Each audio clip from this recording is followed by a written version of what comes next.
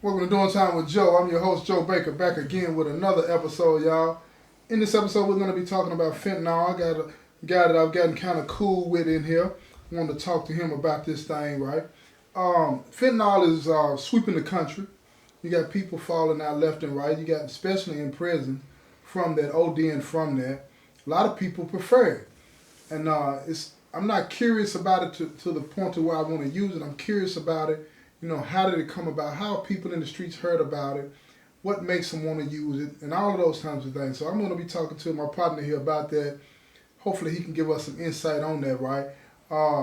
You want to introduce yourself real quick before we get going? Bro? Yeah, what's going on? My name Red. My name James. Everybody call me Red. Everybody calling Red, y'all. So this is what we're going to do, right?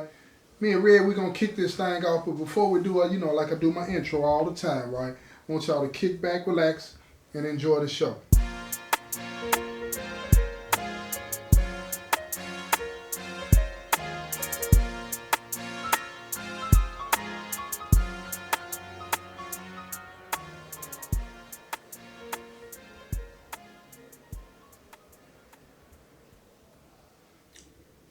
Okay, bro. Let's get to it, man. Okay. Fentanyl. How did you first hear about that? When did you first hear about fentanyl?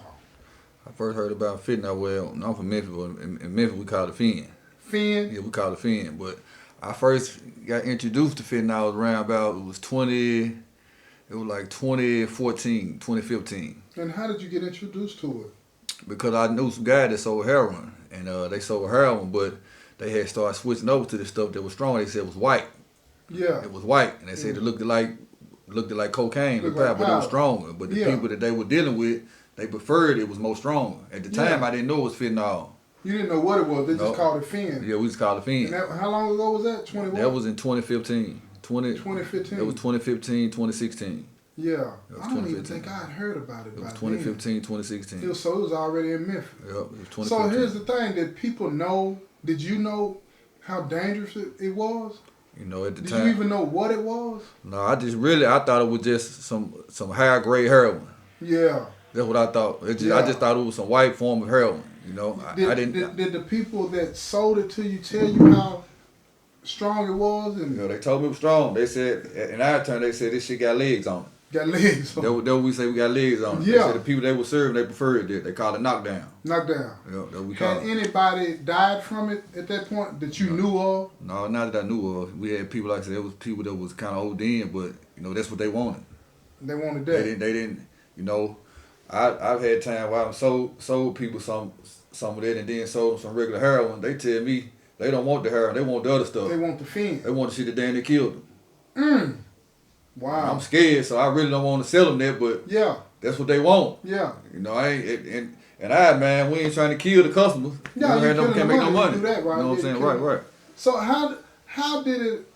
I want to get really into it, right? How did it come about? If you know, how did the people that you knew that had it, how did they get introduced to it? Because, you know, we see this stuff on TV where you see the cartels in across, you know, in Mexico or wherever that are making it or whatever and importing it from China. How did it end up in Memphis? I don't that I don't know. I know it used to be a small community of us that dealt with the heroin. I know it was cocaine and I ended up meeting up with this guy. I ain't gonna say his name, but I ended up meeting with this guy. And I was saying, I'm like, damn, they making a lot of money. And I started using too. I was doing a little cocaine, a little smoking. And you know it already, the whole heroin fentanyl ordeal started out with these things we call them Roxys, 30s. Yeah. It started out the pills. Yeah, Was Roxys, you okay. taking those, selling those, it was $1 milligram. Yeah. Type yeah. of, it was $1 milligram. Yeah, I'm hip. I heard about We used to that. break them down, snort them, and I met this guy, like I said, I met him, and I used to go over the house, and I'm like, Danny got these people calling, pulling up, and he like, yeah, we got these chrome packs. I'm like, chrome packs? I'm kind of green. Yeah, chrome pack. Yeah, I'm like, what is the chrome pack? Yeah. I'm high on cocaine. I'm seeing everybody in the house, they nod and shit. I'm the only one up. Yeah. But yeah. little did I know that they was on the heroin then. Right. I didn't know that, but he said that's what the chrome pack was. That's how I really even, you know, got introduced to the heroin, fentanyl all together. Was just back then it was just heroin. Right. It And was then just heroin. it gradually, it, like I said, escalated to the fentanyl. Right. But were they cutting the heroin with the fentanyl at that time, or was it you could buy fen separate, or that's what they call it, separate? I think it was just, I think it really more or less separate, and then they started cutting the heroin. I guess after they was getting knowledge of how strong it could be, and they were cutting it with the fentanyl. Okay, so what I'm saying is, so people started cutting it, but you could get it separate. Get it separate, right? Get it right. separate. And most people preferred it to be separate. Prefer to be separate. That's how they was getting their money. Really? Yep. Exactly. That's how it all got started. That's how it got started for me. Yeah. So tell me what your first, you used it? Yeah, I used it. You used it? I used it. Put me in the hospital. Your first experience? Put me in the hospital. Put me in the hospital. Explain that. What was going on that night? Tell me how you came to use it and everything. Me and my partners, we out kicking it. Matter of fact, we went in there. We was at my apartment. Yeah. We was at my apartment. I'm thinking it's heroin. Yeah. I'm not knowing. I've been doing this. I've been getting down. So I'm thinking it's just same old, same old. Right. Next thing I know, we chilling, kicking it. Bam! I hit it. Bam! I wake up. I'm in the ambulance. They tell me you gone. Yeah. They tell me you done OD'd. I said I done OD'd. No, I ain't OD'd. I look up and once I'm really coming to, I'm in the back. I'm like, damn, I'm in the back of the ambulance. You didn't even know you. No, I'm thinking this something normal for me. Like we just chilling, doing what we do, and I'm thinking that's that. You know what I'm saying? I'm thinking it's that, but it's not. That's my first when I realized. So you didn't even know you didn't even know it was fen. Nah, see, that's what I know. I just knew like this some white heroin. This some nuisance. This shit strong, but that's what it was. Yeah. No shit damn it killed me. So how did you use it? Snorted? Snorted. You snorted it? And the crazy part is, I could see how the people that used to come get it time of their want. I done OD. I get out of the hospital. I want to go back and get the same shit. You wanted some more? Because it was so strong. Yeah. It was so strong. Yeah. That's how I realized what it was. I mean, was your body craving it? Or did you just like that? You know your body gonna crave it. When you mess with that, your body, it ain't, well, I want some. You gonna have to get it. You gonna have the shakes, the sweats, the shits. That's like what heroin does, right? Yeah. But it does that, but it's multiplied at times 10. It's like the withdrawals is more worse. So is this true about how, like, you look at these posters that they got all throughout the prison, right? Where they say the amount of fentanyl is like, it's the size of a pinhead or something like that. Yeah, it'd be something as simple small as a tenth or a half a tenth. Oh, describe what that means. I mean, my people that listen to this show, they don't know what that is. Like I said, a tenth is just like you said, you just rip a little piece of paper, a little bit of corner of a paper. A corner of a paper. That's a tenth. That's a tenth. And you just snort that. You got people that snort it. You got some people that shoot it. We call it banging it, running, whatever term you want to put on it. Yeah. The shit's strong. It's that strong. It's that strong. It's that strong. Yeah. So when you I didn't know power was like that. I did. Yeah. When you woke up in the ambulance, like, had they hit you with the Narcan? Yeah, I think about it. I didn't ask, but of course I guess by that time they did. But once I really came to it, like I said, I thought I was straight. I'm like, nah. Once I really realized what was going on, I'm in the back of the ambulance. They said, so you just OD'd? I'm like, nah, I ain't. I got the shit patting myself and I OD'd for real. I'm in the damn ambulance. Did you? It ain't funny. Yeah, but that's how it happened though. Yeah. But I'm laughing at him, y'all, because of the way he's responding and he's showing me with his hands and all this and that, right? Because I most definitely don't think that ODing is funny. But when you went to the hospital, you went all the way to the hospital? Yeah, I went to the hospital. Went to the med. And what did they do at the hospital? They ran a bunch of tests. They was asking me a bunch of questions. Did they ask you what had you used? They did. I told them heroin. Yeah. But later on, as they got to, I guess, diagnose somebody, they told me, it was fentanyl. I said, fentanyl? It was fentanyl. Yeah, I said, fentanyl. So at that point, did they tell you anything about fentanyl and what it was and how dangerous it is? At that point they did. They told me it was like it was for cancer patients. They tranquilized elephants and shit with it, and I didn't know really too much about it like that. Yeah. What I know now. You know what I'm saying? Yeah. So, how many years ago was that you used? And then how many did you continue to use it after that? Yeah, I did. That was 2015. That was 2015. That was 2015. That was 2015, and I used. And even after you got out of the hospital, knowing how dangerous it is. Yeah, I'm gonna tell you exactly. 2015, all the way up to, let me see, 2015, all the way up to probably when I came to jail, pretty much, to 19. To 19? I got locked up at 19. Did you ever OD again? No, I didn't OD again. What did you learn? No, I'm lying. Yes, I did. I think I OD one more time. I OD twice. You OD twice? OD twice. OD twice. Yep. Overdose twice. Yeah. And it didn't scare you at all. It scared me the last time, because the last time OD, my mama came to the hospital and she ended up, I had my own apartment, and my baby mama had her own apartment downtown, but she ended up, she ended up taking me back to her house, and I was still kind of high, right? And she recorded me. She recorded me because she said she wanted me to see how foolish I was looking the next day. I didn't know until the next day, you know what I'm saying? But the next day she showed it to her. I was like, damn, that's really, I was like, damn, I'm bullshit. She showed me the video and I was like, damn. When you actually see yourself, you really can't see yourself. Like, I can't see how you looking at me. I can't see, and I can't see. But damn, she showed me. I'm in the garage trying to smoke a cigarette. The shit about to burn. I got ashes that long. Off the cigarette. Nah, and pants falling on my ass. I'm that big. I'm like, damn, that's me. She said, I really want you to see how you were looking. Right. You know what I'm saying? Because you never really seen yourself. Nah, I'm thinking I'm cool. I'm doing me a little something. Got me a little money. Got me a car. Got me what's name. You really toe up. Yeah, really. I don't know this though. You know what I'm saying? Yeah. You feel? Yeah. So you kept using up until you got locked up, right? Yeah, like 19. Yep. To 2019. So about 4 years, you had a 4 or 5 year run on this stuff. About 19. So did you ever, when you got to prison, did you ever have withdrawals? Yep. They had me in detox. Describe that. In Memphis, we got a lower level. We got something called detox. And they it's at the jail? Yeah, it's at the jail. Okay, tell me about that program. It's lower level on the first floor. If you got any type of drug problem, you gonna be in your best interest to tell them. Because now you can be down there sick, hurting, or whatever. And they can't help you if you're not telling them. Yeah, so you need to tell them. But it ain't too much help they gonna give you, but stick your ass in the cell. They stuck me in the cell, and you really gonna have to shake and you gonna have to kick from in there. How long did your that process take? That process felt like forever. It felt like a lifetime, but that's when the shit really got real and got serious. I was like, damn, I'm locked up. I'm here, like, man, I done really hit down. I done hit bottom. You know what I'm saying? Like, it was. I was in Lord, I was in detox. I was in detox. I really had got so bad they had to take me to the hospital.